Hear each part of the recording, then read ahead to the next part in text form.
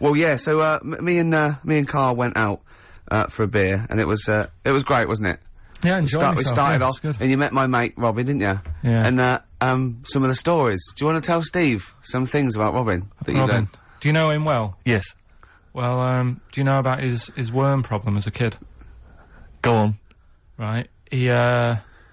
What I can remember is he had worms as a kid. Not sure how you get him, he never answered me, he was getting a bit touchy about it. Right. This is like the second time I met him. I think he was a bit annoyed that Ricky told me about his problem. What, Yes. now straight away, you not being there, instinctively, what do you think went on with this story about worms? My suspicion Yeah. is rather like when you told a group of people that Robin had once suckled milk from a cow's udder. Yeah. He told me that. Yeah, did he mention that as well? Yeah. Yeah. My suspicion is that, like the cow story, the worm story is not true. But And why, Robin- why would he get so sort of uppity about it? Well, Because it's not true. imagine if that wasn't the first time he'd done it. Imagine if he did that every single time he was with somebody for the first time and Robin was just met them. He will tell that story to anyone. But they do say there's no smoke without fire. Oh, Robin! I also told him... That's a fable. I also told him that the way Robin cured these worms Yep. was because the doctor told his mother, right, to hold a piece of ham or cheese near Robin's anus so the worms would come out for the food, and he believed it. I'll tell you why, though. I said to Robin used to sit on Spam to try and get the worms out, and he believed it. But Steve, right, do you remember that story about 3 or 4 years ago where there was some bloke in the army, he went away to somewhere, Vietnam or whatever, he was messing about in the woods, Messing about in the woods. Shouldn't he have been fighting? whatever, Yeah. right, and he walked through some lake, and I think he'd cut his toe or something on something, and some worm of some sort crawled in the gash, Yeah. and it was in his body, and the doctor said, we've got to get this out of your body. So what they did was, they said, right, the thinnest part or something of your body that things can crawl through is on the top of your head. So they wrapped Where some the skull is. so they wrapped some bacon. No, they didn't! They did. That's oh, that right. thing. So Everyone. he's gone in via the toe. So what we do is, I'll tell you what, that worm's probably heading straight for the head. We'll put a bit of bacon on it. The thinnest part of the body is the skull. Of course it's not the thinnest part of the body. It's where your brain case is, isn't it? It's the skull. There was a reason for it, and it was like they stuck some bacon on his head. And As ever, the vital piece of information, i.e. the reason, Karl seems to have forgotten. because the worm was in his body, and they said everyone likes the smell of bacon. Including even worms. a worm. Again. Even a Vietnamese lake worm. They Oh, they love Remember bacon. Remember last week when I said about the little fella with the bone with no brain, and you were proved wrong? No, Please. no. We were saying it wasn't a little fella. We were saying it was a stillborn child. It wasn't a little You're fella. changing it now. You weren't having any of it last Right, week. hang on a minute. I'm getting confused. There was a Vietnamese snake that went inside of a No, soldier. worm. A little, like, maggot or some sort that you have to get out of your body because it causes problems. Yes, and so in order to get it out of the He runs body, amok. they strapped bacon to his head. Yeah. That is great. This doctor. And did that work? I think so. They had a picture of him smiling. Oh, God, what, the worm or the bloke? The bloke. Oh, dear. Honestly, I hope someone knows the story. And Right. it was about 3 years ago, I reckon. Okay. And, yeah, it did work. GI bacon. So this is why when And so what, the worm burrowed out of his head to get the bacon? get to the bacon. Right. That's great. So I love it. this is why when Robin was telling his story, I was a little bit disappointed if it wasn't true. Right. Because in a way, You know Robin's never been to Vietnam. No, but what do you really think that Robin, well, as Robin said at the time, Karl, why would I sit on ham, then tell Ricky Gervais? It's a very good point. because if he was a kid, you do daft things like that as a kid. Right. you know It's what I the mean? telling Ricky Gervais, though. Yeah. And then, Yeah, oh, bless him. Okay. And then anyway, Robin left, and I tried to chase him, but he got away, and he knows, yeah. And then we had a few pints, and then, Karl embarked on some of the greatest stories ever told. Can you tell the story about your dad? Let me run it. I haven't spoke to him all week, so let me run it by him. Okay, play records. Right, you know, I'd just been away with my mum and dad and that. Hmm. And one of the things I always like doing he's having a good chat with my dad about stuff he got up to when he was a kid and that. Yeah. Right, because he got up to loads of stuff, and every time I see him, he tells me something, and I thought, it's like, why are you just telling me that now? It's brilliant. Yeah. Right? So, I mean, to me, he's kind of like Ronnie Biggs or someone. He's just the most extraordinary kind of. well, this happened, right? I can't remember. There was a delay yesterday. There was problems on the Paddington line, and he was saying, "Oh, trains aren't what they used to be." Sure.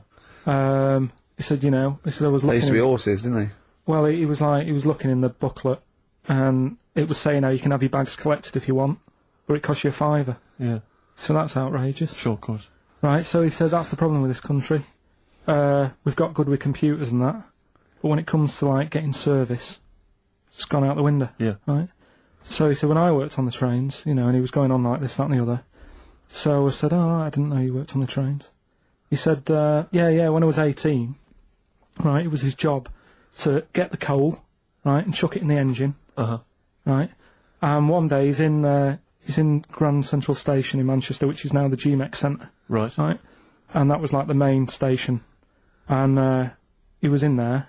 The fella who should have been sort of driving the train, right, he said, oh, I'm just nipping to the pub. Sure. So you just stay here, keep the engine topped up and stuff. Yeah. So he's like, yeah. For a quick getaway. Yeah. Right? So the fella goes in the pub, and my dad's in there, putting the coal on. He did his bacon and eggs on a little shovel. Yeah, yeah. And anyway, fella comes up. He says, right, can you move the train forward now? Oh, blimey. So he was like, oh. So he didn't want to say, oh, the fella's in the pub, because he'd know we'd say, what's he doing in the pub? He should be working, right? So he said, yeah, no problem, I'll sort it out. Right, so he puts it into gear, or whatever you do on them trains. Sure, right? puts it into first, yeah. Starts going forward. Now, people who don't know about trains, something that I learnt is if you're carrying a load of coal or whatever on the back of it, they don't have brakes on each carriage, right? It's only the engine that has brakes on it. Uh-huh. So when you pull the brakes on the engine, the whole weight of what it's pulling is pushing you forward. Sure. Right? Yeah. So he doesn't realise this though, because he's just used to cooking bacon and eggs and chucking coal. Of course, and yeah. right? So you've got to slam the brakes on sooner than you would normally. Yeah. Well, you have to anticipate it, I suppose. Yeah. But he didn't know that, course so he didn't, he's pulling in, he's thinking, right, Well, he's a Pilkington. I'll put the brakes on now. Yeah. Right? Puts the brakes on, the train just keeps going, he's going, oh god, it's not stopping. Sure. It ploughs right through the signal box. Right? Loads The of baboon damage. pulling the signal to know what to do. Yeah. Loads of damage done. Apparently, if it was today's money, Yeah. it'd be about £3 to £4 million worth of damage. It shut the station off for 4 weeks. But he didn't lose his job. The fella lost his job, the one who was in the pub. Yeah. He said the funny thing was, he said like £4 million worth of damage. He did his ankle, his wrist in. He had 3 weeks off sick and got paid. So it's brilliant. So I love your family. It's extraordinary. all right then. Hang on. Hold on, he's got the big guns. You're not going to give us hanging bacon, are you? Yeah. Come on then. This come is the one on. we've been looking Come forward on. to. This is it. No, this is a good one. This is the one. And this is a story, right? Do you know the saying, chewing the fat? Good one. It's one of my favourites. Yeah? Yeah. Do you know what it means? Talking. Right. Well, do you know where it came from? No. Right, what they used to do years ago, when people didn't have much money... Is this the same as throwing the baby out with the bathwater? No, it's not it's not the same saying, but it's... No, but I mean, is it as wrong as that was? Well, let me tell you, and we'll Go see. on. Okay. Like, people go out to work, and with the money, they'd buy food. Oh yeah, go on. This is a good system. What? Go on. What do you mean? People go out to work and with the system. And if you were quite well off, you might treat your family to some bacon, right?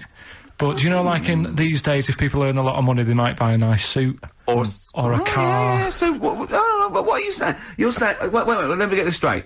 You're saying that you go out to work and get money to buy things to live, and if you get sort of enough money to live and you've got some left over, you might treat yourself on like a suit or a car or something. Is that what you're... Yeah. Oh, but back then, if you earned money, they'd say...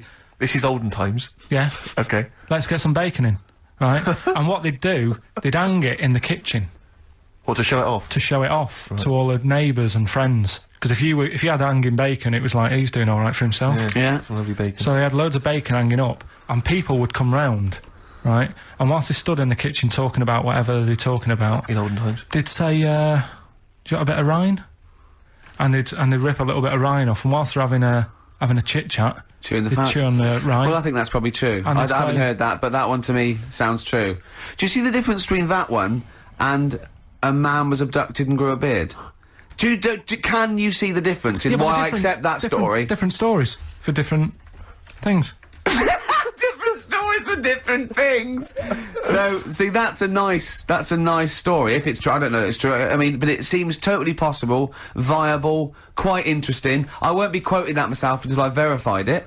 But that's, you know, I won't be telling anyone the bloke got in the car and he had a full-faced beard. Last one. Yeah. Don't rub it too hard, you'll get a rasher. It's been a mess today, mate. What do you mean it's been a mess? It's been a mess. What has? This. What? The show? Yeah. How has it been any worse? It's just all over the place. There's no sort of, it's not tight like it normally is. And she'll be going away with this, thinking that's what the show would be like. She listens on to the show. MTV. She knows it's a shambles every week. Go on. Well, don't rub it too hard, you'll get a rasher. Yeah. Do you know the saying, ham it up? Yeah, go on, yeah. Right, well, do you know what it means? Well, it means to overact. Right. Well, years ago, with actors in musicals and stuff, they'd, the actors used to look pretty ill on the stage because they didn't have proper makeup and that. Right. Right. So, what they used to do, to make themselves look Rub their face in pigs? well, they got bacon, rubbed it on the face, and it made the face a bit sticky because of all the, like, you know, the pig fat and bit of lard and stuff like that. And then they'd go and get some bricks. Bricks. Yeah, house bricks. Rub them together, make some sort of red dust from the brick, and then put the dust on the face. And the fat and the lard and that would make the dust stick to the face. And they'd look well under the lights. And that's where they're They'd saying... smell great as well. Yeah, well... Lovely. Everyone likes the smell of bacon. No, but... So that's the old, ham it up, that's where like that that. comes from. You know, if it's true, I've no reason to think that it's not. So that's your third Educating Ricky today. So, what have you learned? Nothing. Absolutely sod all.